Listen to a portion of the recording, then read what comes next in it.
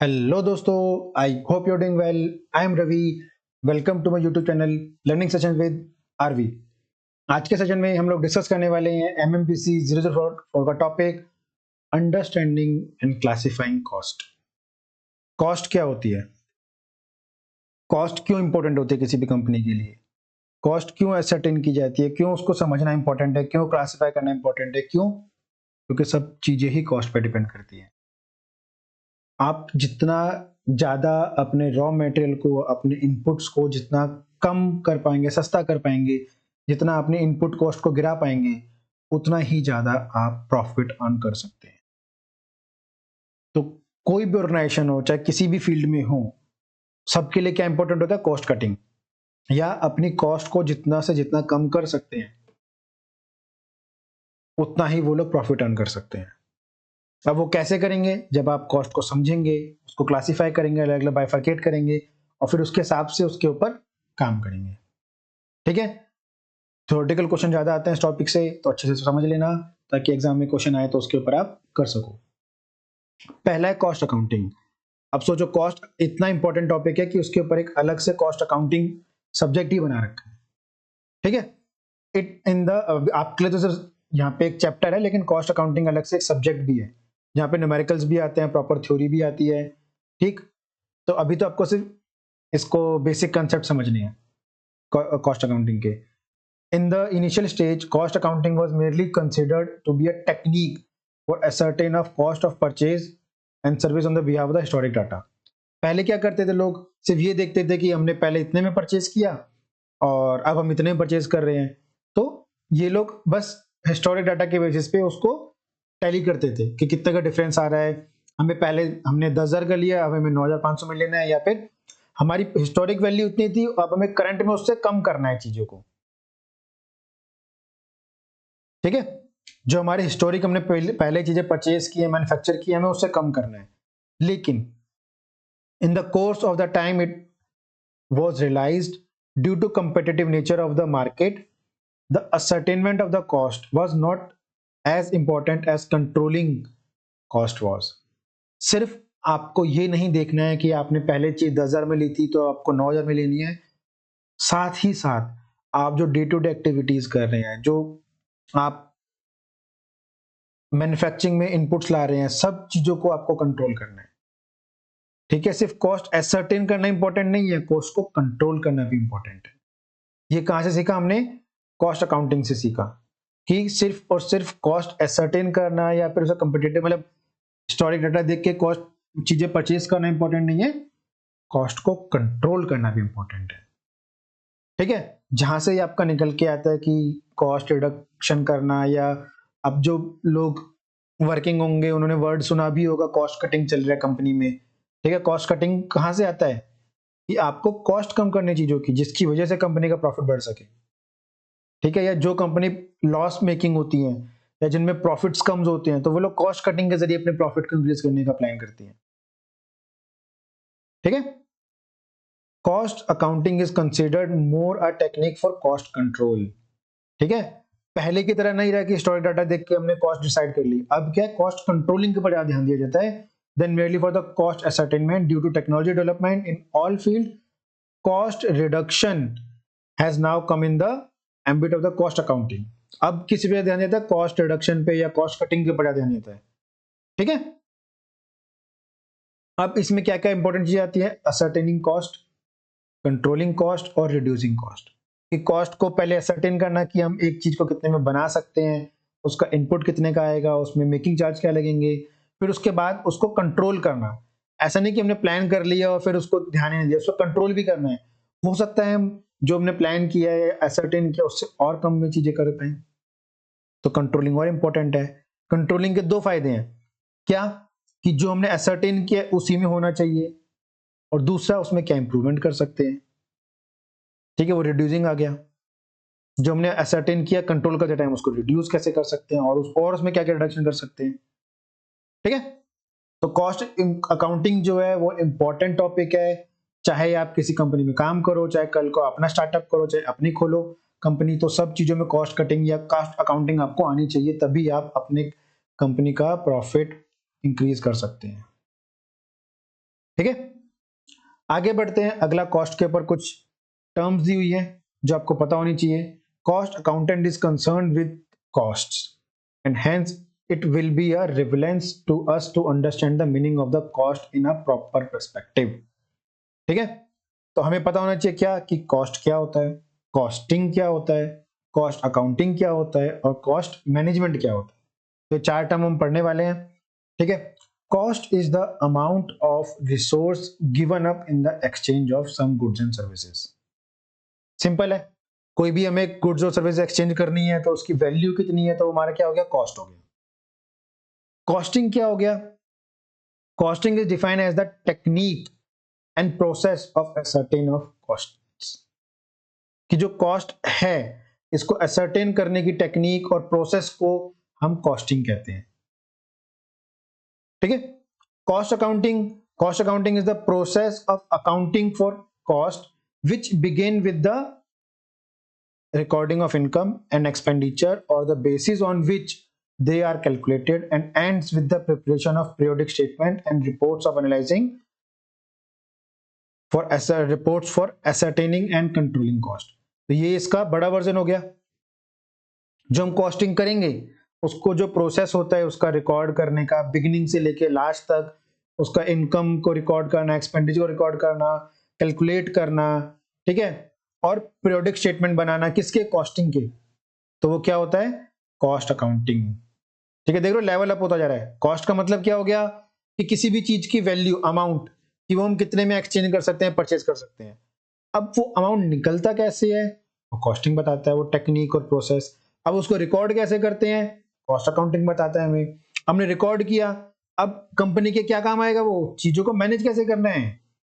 ठीक है, application of management accounting concept, method of collecting, collect करना, जो डाटा बनाया है यहाँ पे कैलकुलेट किया गया है उसको एनालाइज करना और प्रेजेंट करना डाटा को, ताकि इंफॉर्मेशन के लिए हम आगे प्लान बना सकें, मॉनिटर कर सकें और कॉस्ट कंट्रोल कर सकें। ठीक है, बहुत प्यारे तरीके से, बहुत इजी तरीके से चीज समझाई है यहाँ पे। आई होप आपको समझ आई होंगी। ठीक है, आगे है elements of the cost. Cost के क्या क्या एलिमेंट होते हैं। जो कॉस्ट होता है, हम मेटेरियल पे खर्च करते हैं, लेबर पे खर्च करते हैं और एक्सपेंसेस पे खर्च करते हैं। अब मटेरियल दो तरह का होता है, direct material, indirect material. Labour भी दो तरह का होता है, direct labour, indirect labour. Expenses भी दो तरह के होते हैं, डायरेक्ट एक्सपेंसेस और इनडायरेक्ट एक्सपेंसेस। ठीक है, इसको थोड़ा डीपली आगे पढ़ते हैं। ये मैंने बनाया इसलिए था ताकि आपको थोड़ा ये समझ आए, वरना डायरेक्ट दिखाता तो आप कंफ्यूज हो जाते। ठीक है, इसको थोड़ा एक्सपेंड किया हुआ है यहाँ पे, एलिमेंट्स ऑफ कॉस्ट। अब मटेरियल कॉस्ट आता है, एम्प्लॉय कॉस्ट आता है, अदर एक्सपेंसेस आता है। ठीक है, ये मटेरियल, लेबर और एक्सपेंसेस। ठीक है, तो इसमें direct material cost, indirect material cost same है, direct employ, indirect employ same है, direct expenses, indirect expenses same है। ठीक है, जो आपके डायरेक्ट मटेरियल ये सब होता है, फैक्ट्री के खर्चे होते हैं। कहाँ के खर्चे होते हैं, जो फैक्ट्री में खर्च कर रहे हो आप। जो भी डायरेक्ट मटेरियल है, डायरेक्ट एम्प्लॉय है, मतलब वेजेस जो फैक्ट्री के में खर्च करते हैं डायरेक्ट, ये सब कहाँ पे खर्च हो रहा है, फैक्ट्री में खर्च हो रहा है। ठीक है, बाकी जो खर्चे, इनडायरेक्ट खर्चे, इनको हम मिला के क्या बना लेते हैं, ओवरहेड्स। जो भी हमारे इनडायरेक्ट खर्चे हैं उनको मिला के हमारा क्या बनता है, ओवरहेड्स। अब ओवरहेड्स भी तीन तरह के होते हैं, प्रोडक्शन के, एडमिन के और सेलिंग एंड डिस्ट्रीब्यूशन के। ठीक है, इसको थोड़ा और अच्छे से समझ लेते हैं यहाँ पे। ठीक है, यहाँ पे क्या दिया हुआ है, टोटल कॉस्ट। ये देखो उन्होंने अलग ही कर दिया टोटल कॉस्ट को, डायरेक्ट कॉस्ट अलग कर दिया, इनडायरेक्ट कॉस्ट अलग ही कर दिया। ठीक है, यहाँ पे वो बिल्कुल ही अलग कर दिया ताकि आपको समझने में आसानी हो।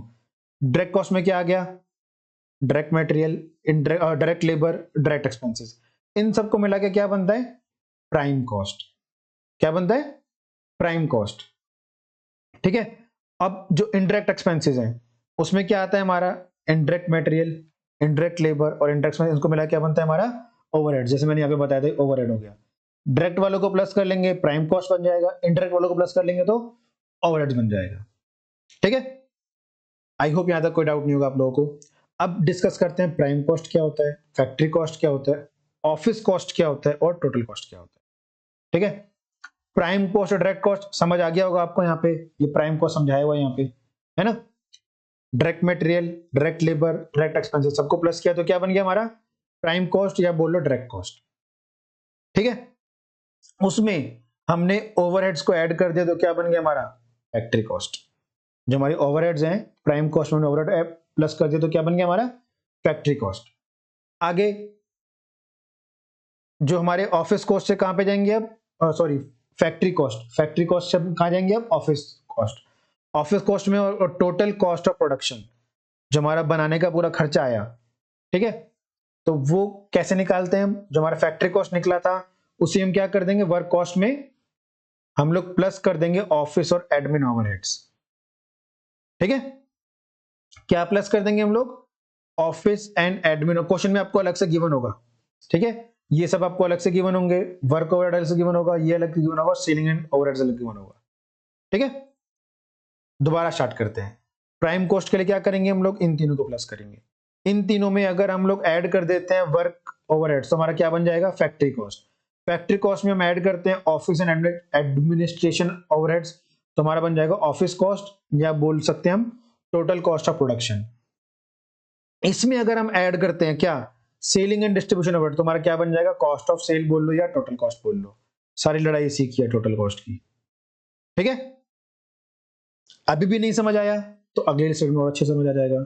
ये पूरा प्रॉपर फॉर्मेट है जिसको हम बोलते हैं क्या कॉस्ट शीट। अगर एग्जाम में कॉस्ट शीट बनाने के लिए आती है तो आपको इस तरीके से बनानी है, फॉर्मेट है कॉस्ट शीट का।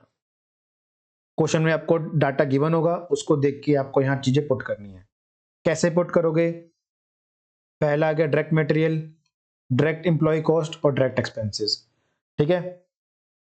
अगर direct material direct simply given ना हो तो ओपनिंग में परचेज प्लस करना है क्लोजिंग माइनस करना है तो आपका डायरेक्ट मटेरियल कॉस्ट आ जाएगा। ये फॉर्मेट याद कर लेना, 1 2 3 को प्लस करोगे तो हमारा क्या आ जाएगा यहाँ पे प्राइम कॉस्ट जो हमने यहाँ पढ़ा था, तीनों को प्लस करके प्राइम कॉस्ट बनता है। फॉर्मेट में हम डाल रहे हैं यहाँ पे, ठीक है। तीनों को प्लस करके आ जाएगा direct material direct employ direct expense को प्लस करके क्या बन गया हमारा प्राइम कॉस्ट। अब हमने प्राइम कॉस्ट में क्या ऐड किया था वर्क ओवरहेड्स तो यहाँ पे हम फैक्ट्री और वर्क ओवरहेड ऐड करके क्या बन जाएगा हमारा ग्रॉस वर्क कॉस्ट। इसमें हम ओपनिंग और क्लोजिंग वर्किंग प्रोसेस ऐड करते हैं हमारा क्या बन जाता है वर्क कॉस्ट या फिर फैक्ट्री कॉस्ट, ठीक है। फैक्ट्री कॉस्ट में हम एडमिन ओवरहेड प्लस करेंगे तो क्या बन जाएगा कॉस्ट ऑफ प्रोडक्शन या कॉस्ट ऑफ गुड्स मैन्युफैक्चरिंग। उसमें हम लोग ओपनिंग और क्लोजिंग फिनिश गुड्स को ओपनिंग को प्लस करेंगे क्लोजिंग को माइनस करेंगे तो क्या बन जाएगा कॉस्ट ऑफ गुड्स सोल्ड। और उसके अंदर हम लोग एडमिन ओवरहेड्स को प्लस करते हैं मार्केट ओवरहेड को प्लस करते हैं तो हमारा क्या बन जाएगा कॉस्ट ऑफ सेल्ड या फिर टोटल कॉस्ट, ठीक है। कई बार क्वेश्चन इजी करने के लिए क्या कर देते हैं एग्जाम में से कॉस्ट ऑफ गुड्स सोल्ड ही पूछेंगे या कॉस्ट ऑफ प्रोडक्शन ही पूछेंगे या वर्क कॉस्ट पूछ लेंगे, ठीक है, या आपसे टोटल कॉस्ट ही पूछ लेंगे कॉस्ट ऑफ सेल पूछ लेंगे अगर 10 नंबर का क्वेश्चन होगा तो, ठीक है। फॉर्मेट पढ़ लेना, इसके 2 3 न्यूमेरिकल सॉल्व कर लेना। आई होप आप लोगों को समझ आ गया होगा। बढ़ते हैं आगे क्लासिफिकेशंस ऑफ कॉस्ट पे। कॉस्ट को कहाँ कहाँ क्लासिफाई किया गया है, कॉस्ट को क्लासिफाई किया गया है वो एलिमेंट्स थे जो हमने पहले पढ़े, ठीक है। Direct material indirect material employ cost और एक्सपेंसेस वो सब थे हमारे एलिमेंट्स ऑफ कॉस्ट। यहाँ पे हम पढ़ रहे हैं क्लासिफिकेशन ऑफ कॉस्ट, ठीक है। उनको डिफरेंट कैटेगरी में बांटा गया है, किस किस में, fix cost, variable cost, semi variable cost और स्टेप कॉस्ट। तो इन चारों को डीपली पढ़ते हैं अच्छे से क्या होते हैं चारों। पहला है हमारा फिक्स कॉस्ट। फिक्स कॉस्ट वो होते हैं जो हमें लॉन्ग टर्म तक सेम ही हमारा खर्चा होता है, उसमें ज्यादा चेंजेस नहीं होते, ठीक है। That cost remain constant respective quantum of output. जब तक हम आउटपुट में कुछ बड़ा चेंज नहीं करते within upon the capacity that has been build up, जब तक हमारा आउटपुट में कुछ बड़ा चेंज नहीं होता तब तक वो सेम रहते हैं। जैसे कि फैक्ट्री का रेंट आपका सेम ही जाना है ना, चाहे आप उसमें 10 घंटे काम करो चाहे 12 घंटे काम करो चाहे 14 घंटे काम करो रेंट सेम जाएगा, इंश्योरेंस चार्जेस सेम जाएंगे, मैनेजमेंट की सैलरी सेम जाएगी, ठीक है। तो फिक्स कॉस्ट कौन से खर्चे होते हैं जो आपके कांस्टेंट रहने हैं, ठीक है। वो लॉन्ग टर्म में आप अगर बिल्कुल ही अपने जो यूनिट्स हैं वो कुछ ज्यादा ही बढ़ा दो तो हो सकता है आपको नई मशीन परचेज करनी पड़े, ठीक है, तब वो थोड़े खर्चे आते हैं, वो थोड़े स्लाइटली जैसे वो इंक्रीज हो जाएंगे।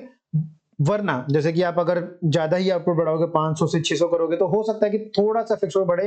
वो भी कब होगा जब आप कुछ ज्यादा ही काम करें तो वो आप जो मैनेजमेंट सैलरी है उसमें आप ओवर टाइम ऐड हो जाएगा, उस तरीके से।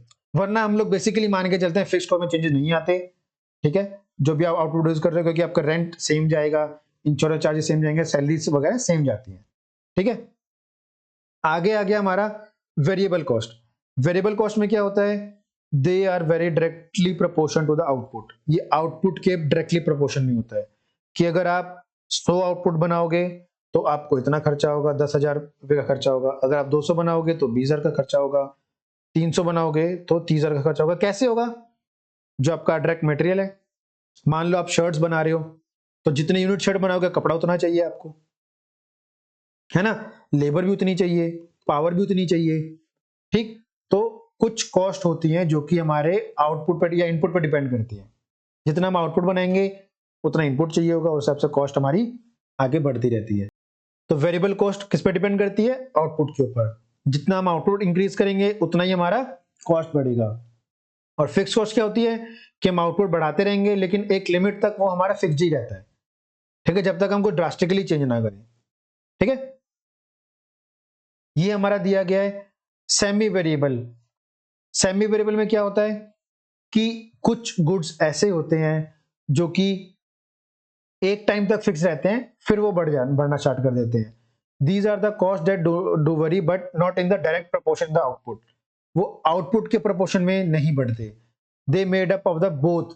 वो क्या कहते हैं, उसके अंदर फिक्स्ड कॉस्ट के भी कंपोनेंट होते हैं, मतलब एक टाइम तक फिक्स रहती है, उसके बाद वेरिएबल कॉस्ट की तरह काम करते हैं। जैसे कि डेप्रिसिएशन हम हर साल सेम लगाते हैं मशीनरी के ऊपर, ठीक है। रिपेयर हो गया, लाइट हो गया, हीट हो गया, टेलीफोन हो गया, ठीक है। जैसे लाइट हो गया या रिपेयर्स हो गए, रिपेयर अब जरूरी नहीं कि आपके हर टाइम आए, ठीक है। या आप मशीन को ज्यादा यूज करोगे तो हो सकता है फिर ज्यादा रिपेयर का खर्चा आए। लाइट, इलेक्ट्रिसिटी, एक लिमिट तक, जैसे आप इलेक्ट्रिसिटी बिल हो गया, टेलीफोन बिल हो गया, अगर आप यूज नहीं भी करते तो फिक्स चार्ज लगते हैं उसके ऊपर, है ना। उसके बाद आप कितना यूज कर रहे हो उसके बाद चार्जेस लगते हैं। अगर आप जीरो भी करोगे तो भी लाइट का कुछ ना कुछ बिल बनेगा आपका। टेलीफोन अगर आप नहीं भी यूज करो तो भी कुछ ना कुछ बिल बनेगा आपका, ठीक है। डेप्रिसिएशन, आपने मशीन पूरे साल यूज नहीं करी तो भी डेप्रिसिएशन एक अमाउंट तक लगेगा, ठीक है। तो वो आपके क्या रहते हैं, सेमी वेरिएबल रहते हैं कि एक टाइम तक वो फिक्स रहेंगे, उसके बाद वो लोग आउटपुट के साथ बढ़ते रहते हैं, ठीक है। यहाँ पे दिया हुआ है। तो लास्ट आता है हमारा स्टेप कॉस्ट। स्टेप कॉस्ट में क्या होता है कि fixed cost in general remain fixed over a range of the productivity activity, then jump to next level activity changes. मतलब एक टाइम तक वो फिक्स रहेगा, जब वो ड्यूरेशन आ जाएगा तो उसके बाद वो जंप कर जाएगा, फिर वो एक टाइम तक फिक्स रहेगा, फिर वो जंप कर जाएगा, फिर एक टाइम तक फिक्स रहेगा, फिर आउटपुट बढ़ाओगे तो जंप कर जाएगा। जैसे कि मान लो कि आपकी कंपनी कुछ भी टॉयज बनाती है, अब उन टॉयज की एक कैपेसिटी है मशीन की, मतलब एक मशीन जो है वो साल में 1000 ही बना सकती है। अब आपकी सेल बढ़ गई, आपको क्या करना पड़ेगा, एक और मशीन परचेज करनी पड़ेगी, 2 मशीन हो गई आपकी। अब आप 2000 बना सकते हो, आपने 1200 बनाए, 1600 बनाए, 1800 बनाए, फिर 6 महीने पता लग रहा है कि आपकी अब जो मार्केट में डिमांड है वो 2200 की हो गई, तो आपको तीसरी मशीन लानी पड़ेगी, तो दोबारा से आपकी स्टेप कॉस्ट इंक्रीज हो जाएगी, ठीक है। फिर वो 3000 की कैपेसिटी हो गई, जब आपकी और डिमांड बढ़ेगी तो आप दोबारा से स्टेप को यूज करके उसको चौथी मशीन लेके आओगे, फिर उस हिसाब से वो एक लिमिट तक वो कॉस्ट आपकी सेम रहने वाली है। जब आपका एकदम अचानक से कोई जंप आएगा एक्टिविटी में या फिर यूनिट्स में, तब वो कॉस्ट इनकर होती है, ठीक है। आई होप आपको ये कॉस्टिंग का चैप्टर अच्छे समझ आया होगा। अगर आपको चैप्टर अच्छा लगा और लास्ट तक देखा तो वीडियो को जरूर लाइक कीजिएगा, सब्सक्राइब करना चैनल को आगे आने वाली वीडियोस के लिए, और अपने दोस्तों को भी शेयर करना। और भी कोई डाउट हो तो आप कमेंट सेक्शन में लिख सकते हो ताकि मैं उसको अच्छे से समझा पाऊँ आपको, और अगर टॉपिक बड़ा होगा तो मैं उसके लिए अलग से वीडियो ला दूंगा, ठीक है। That's all for today, have a nice day.